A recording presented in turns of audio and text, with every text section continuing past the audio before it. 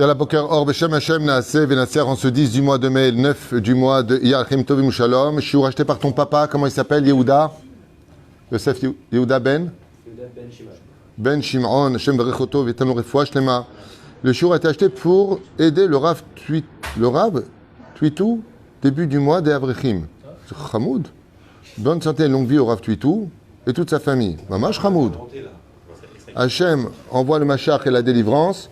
Et il demande aussi pour que ce shiur soit les Ilun Nishmat de Papi, donc Moshe ben Miriam, Shimon ben Chana, Od Acha, pour tous les jugements, grande parnassade à tous mes enfants et une bonne intégration en Eretz Israël. Amen, c'est là. Atzlacha, Bracha pour tout le peuple d'Israël. Hamoud Meod, Meod Avti. Et Bezrat Hashem, que le sroud de Rabbi Moshe Ederi, puisque c'est ça, il est là aujourd'hui. Si vous pouvez allumer une bougie, faire des télim pour lui, Rabbi Moshe Ederi, Ba'africha, Tavo Lechem Bracha. On commence ce shiur sur un mahamar très intéressant concernant l'éducation dans la paracha de Hémor, de lequel il y a marqué là-bas Hémor à la Kohanim, Béné Aaron parle aux Kohanim, enfants de Aaron. Alors pourquoi je reviens un peu en arrière? En Israël, nous sommes dans la paracha de Béar. En France, ils vont commencer justement la paracha de Hémor. Parce qu'il y a ici un Mousser Eskel qu'on n'a pas eu le temps de faire la semaine dernière. Je suis tellement occupé, tellement en train de courir que des fois, c'est pas que j'oublie, c'est que j'ai même pas le temps de faire ces shiurim-là.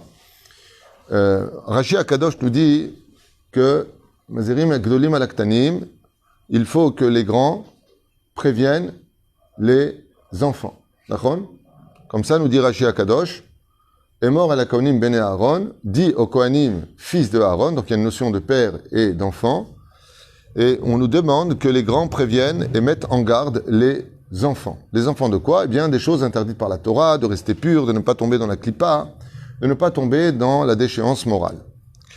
Et ici, il y a une question énorme qui se pose, c'est pourquoi Dafka et la Kohanim? Pourquoi la Kohanim?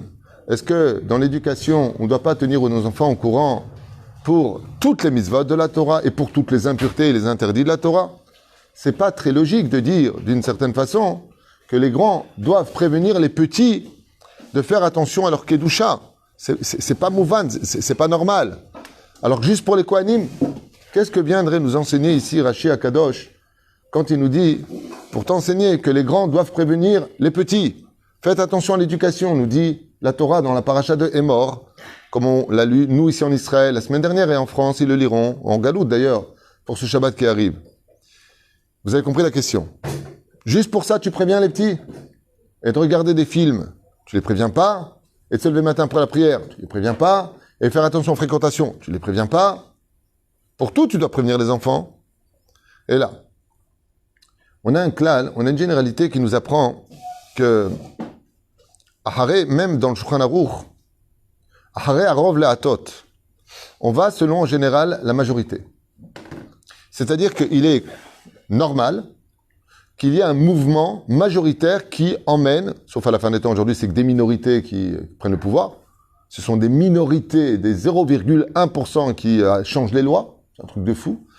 Mais bon, de façon générale, il est facile et commun de dire des choses quand tout le monde le fait. Par exemple, c'est beaucoup plus facile d'éduquer un enfant dans un quartier où tout le monde est shomer Shabbat, où tout le monde mange strictement kasher et toutes les femmes sont pudiques, que d'éduquer sa fille dans un quartier où il y a plein de femmes qui sont impudiques et que pas grand monde fait Shabbat. L'enfant, il grandit dans cette situation de pourquoi moi je suis chômeur et lui il est pas chômeur, qu'est-ce qui lui arrive de pire que moi? Mais la reine, on devrait donc prévenir nos enfants sur la situation de majorité ou de minorité. Dafka s'est dit sur la situation des Kohanim. Pourquoi? Parce que dans la paracha de Hémor, et ce que je dis n'a pas de lien directement avec Hémor, c'est pour toute l'année, on peut faire Sodfar Torah à n'importe quel moment de l'année. C'est que dans la paracha de Hémor, on nous parle des conditions des Kohanim, qui étaient conditions qui n'appartiennent que aux Kohanim. Par exemple, quand un tzaddik meurt, qui va au cimetière? On a vu pour Maran Arav Ovadia Yosef, qu'il y a eu 1 million de personnes qui sont allées au cimetière. On a vu pour l'Arav Kanievski, par exemple, il y aurait eu 400, 500 000, peu importe. 600 000, c'est pas important, on ne cherche pas des chiffres. Mais on voit que toute la ville, en tout cas, était présente. Toute la ville, sauf qui? Les Kohanim. C'est-à-dire que les Kohanim ne peuvent pas toucher le mort. On voit que quand il y a un décès, on va visiter le mort, le corps est présent, tout le monde rentre. Quand tu fais le hesped et que tu es dans la tente dans laquelle le corps repose pour faire l'oraison funèbre, tout le monde est dedans, sauf les Kohanim. Et c'est exactement ce que veut nous enseigner la Torah. Dans la paracha de Émor, tu devras dire, midoré dorot, à tes enfants, que même si une grande partie du peuple ne fait pas Shabbat, c'est marrant parce que cette phrase-là, je l'ai tellement entendue dans ma vie. Bah voilà, la majeure partie des Juifs font peut-être pas tous Shabbat. Alors pourquoi je ferais Shabbat? Quand tu vois les enfants, tu leur dis, il y a une fille, il faut être pudique. Maman, ta sœur, elle n'est pas pudique, ma cousine, elle n'est pas pudique. Qui c'est qui est pudique? Pourquoi? On est les seuls religieux de la famille. Et mort à la Kohanim Bene Aaron, Omer Rashi Akadosh, que les grands préviennent les petits. C'est tout que les grands préviennent les petits. Il y a un jeu de mots extraordinaire chez Rashi. Grand, c'est majorité. Petit, c'est minorité. Prévenez la minorité que des fois, ce n'est pas la majorité qui l'emporte. Ça veut dire que tu vois le Kohen, alors qu'il voit tout le monde accompagner un mort. Lui, il n'a pas le droit de se rendre impur, dans son cas à lui. Tu vois bien que Dieu, dans cette minorité, lui dit, ne va pas, ne touche pas. Tu vois qu'un nazir, il n'a pas le droit de boire du vin, alors que tout le monde, en général, peut boire du vin. Les cheveux coupés, normalement, on doit tous avoir les cheveux coupés parce que ce sont des pistes d'atterrissage pour les forces du mal. Donc un garçon doit souvent avoir les cheveux coupés. Mais le nazir ne doit pas toucher ses cheveux. Alors dans le cas du nazir, et mort et la Kohanim, viens la Azirotam, fais attention. C'est vrai que dans la Torah, dans le Shulchan Aruch, on nous demande Yachiv et Rabim, Halacha ke Rabim, entre la minorité et la majorité, la Halacha ira toujours selon la majorité. Mais quand il s'agit de Torah et de mitzvot, même si tu es dans un monde où la majorité ne fait pas la Torah et les mitzvot, même si tu es dans une culture, comme aux États-Unis, où d'avoir son amant ou sa maîtresse, ou même si tu vas dans des pays où, en guise de permis de conduire, tu lui mets un billet, comment on appelle ça Corruption. Un pays, hein un pays de corruption. Bah, ici, c'est de la corruption, c'est normal. Un pays de prostitution, bah, c'est normal, c'est comme ça qu'on gagne sa vie là-bas. On te dit non, non, non, non, non. Et mort à la Kohanim. Barashi Akadosh, il te dit fais attention. Qui n'a pas de portable aujourd'hui? Tout le monde a des portables. Il y en a même qui en ont plusieurs, comme les colts de chaque côté de la ceinture. Ouais. Et il y a l'arme qui est cachée en plus. Il y a le portable que personne ne sait ce qu'il regarde là-bas. Mazé Omer. Mazé Omer. Omer, c'est pas parce que tout le monde a des portables que ton fils, il doit avoir un portable non cachère. Est mort. Que des fois, ce n'est pas la majorité, parce que la nature de l'homme, c'est d'aller selon le courant. L'antinature, c'est contre-courant. D'être seul face à une situation, c'est ce qu'il y a de plus décourageant au monde. Et viens, ici, la Torah nous dit, fais attention de soutenir ton enfant. Ne le laisse pas seul dans cette jungle de la vie. Apprends-lui que même si on est les seuls, dis-lui la vérité. C'est vrai qu'on est moins nombreux à pratiquer, mais on est dans la vérité. C'est vrai que on est moins nombreux à posséder des portables cachers, mais on est dans la vérité. Préviens-les, tazirotam. Ne les laisse pas, comme nous-mêmes en tant que parents. Qu'est-ce qu'on dit? Je vous raconte une anecdote qui s'est passée, lo alenu velo alechem. J'étais en train de discuter avec quelqu'un, et son fils, il est pas shomer negia, du tout, déroulé.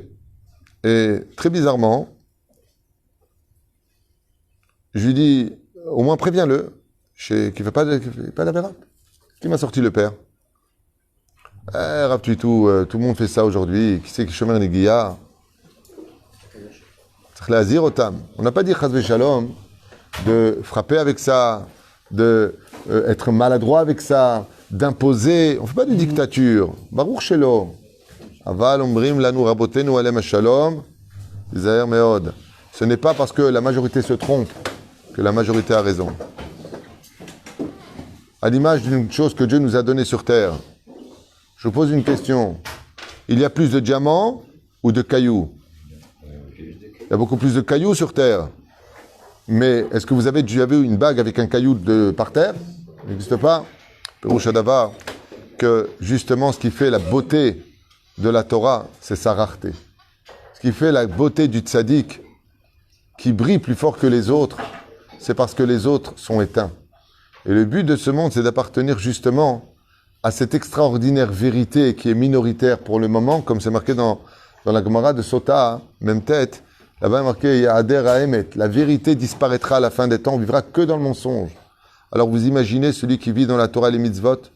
Vous imaginez cette femme courageuse qui essaie d'être pudique et son mari lui dit « Mais tu ressembles à une grand-mère, enlève ça, je supporte plus, je t'aime plus comme ça, tu vas me perdre. » Et malgré tout, elle reste dans la force de la Kedusha.